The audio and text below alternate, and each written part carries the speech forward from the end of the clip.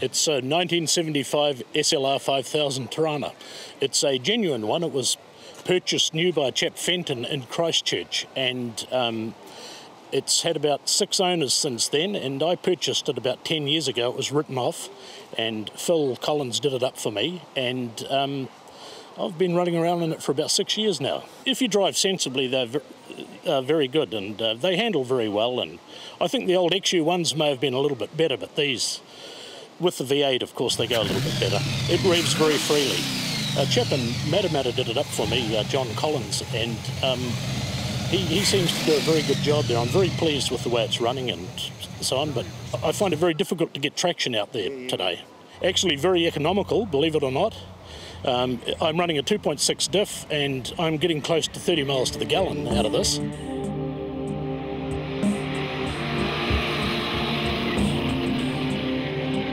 Phil Collins built my Torana. That's better than Jesus built my hot rod. I've never really been involved in classic cars for very long, but it's quite neat to see all these old cars around. Check out this Chevy Nova. We liked it so much, it's going to be a future feature car.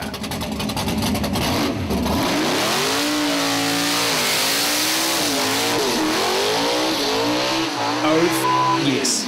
Today is our club day for the Yankee Haulers of Morrinsville. Got over 120 members in our club, and we've got a good variety of cars here today running. So I just thought I'd bring the Nova here for the first time and give it a squirt and see how she goes. Well, actually, to be honest with you, I'm stoked with how it ran. Running a 1098 on its first go out, I'm really, really happy. I'm definitely going to be at Father's Day drags, definitely. Because you got good traction on that day. There's some real fast cars in New Zealand, and I'd like to be in the show. It's a genuine SS Nova 396. It came out with factory with a 4-speed in it. There's just small, significant things like the badges on the sides, on here. This here on the 69, where the park lights are the only ones that have park lights that small. Oh, there's just not very many Novas in New Zealand. I've always liked Novas. I had a mate that used to race one, and yeah, and it's actually, to be honest with you, the first GM I've ever owned. I've actually owned Fords before this, but I thought since my initial start with GM, I should actually get one. And what a tough one you got, Graham. And as he said earlier, Graham got his wish. First time ever on the drag strip, and he busts out a 1098.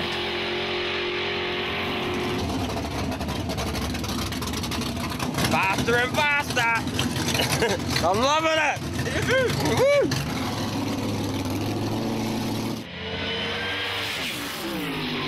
If you're a Mustang fan, and in fact, probably even if you're not a Mustang fan, you know the power of the Shelby name. Original Shelby Mustangs now sell for gajillions of dollars, and another car from the new issue of NZV8 Magazine is carrying on that Shelby tradition. It's the brand new Shelby Super Snake. You get a GT500, and it's an add-on, it's an aftermarket add-on that Shelby do. You can get them in a 600 plus or a 700 plus horsepower package. The 600 has the beauty of having a warranty, factory warranty. The 700s, they don't have a factory warranty, so let's hope the build's good. You want to wait 9 to 12 months, yep, you can ring up Mr. Shelby and get one. Yeah, is that what it's like? For this one, I was for me getting this one, it came about where I'd been out at Stevens Ford in the Hut, and we've been having a bit of a chat about them, and they'd brought in a couple of GT500s, and I sort of said to them at the time that the you know, if you get your mitts on a Super Snake, they are the one to get. And then funny, about 2 weeks later, Don't mind it. Yep, I was walking out of a funeral, and their agent in the States had found one, and unfortunately, I think for the owner over there with the recession, had to get out of it rather quickly, so it was a case of a bit of a negotiation over the price.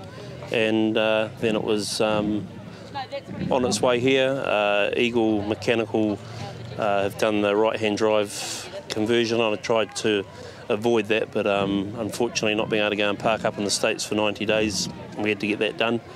And so they've done a brilliant job on that, and no, credit to all their workmanship and everything. Earlier in the show, we took a look at that gorgeous AMC Javelin from the production muscle cars. Now we modify it a bit and step up to the Northern muscle car class with series leader Paul Sinclair and his hot as hell VK Commodore. It's a VK Commodore with a 355 cubic inch engine in it, all raced and prepared by Sonic Racing Machine in Mount Maunganui. Single carburetor, so with aluminium heads on it. It's a little car, it's got plenty of horsepower. I enjoy it on the track. For Northern Muscle cars, I've already cleaned that up, points-wise. I didn't even have to be here today. This car was built for Ashley Stitchbury many years ago, and he actually passed away before he got to race this one. I picked it up a few years ago, and we've just changed everything. And I raced offshore powerboats for many years. Did that, got out of it, got married, had some kids, and got back into car racing again after my brother bought a car, and I started pitting for him and went and bought this one. We're pulling about 7,000, sort of around 260, 270 Ks. So, no, it's quite exciting sometimes when you're passing slower cars.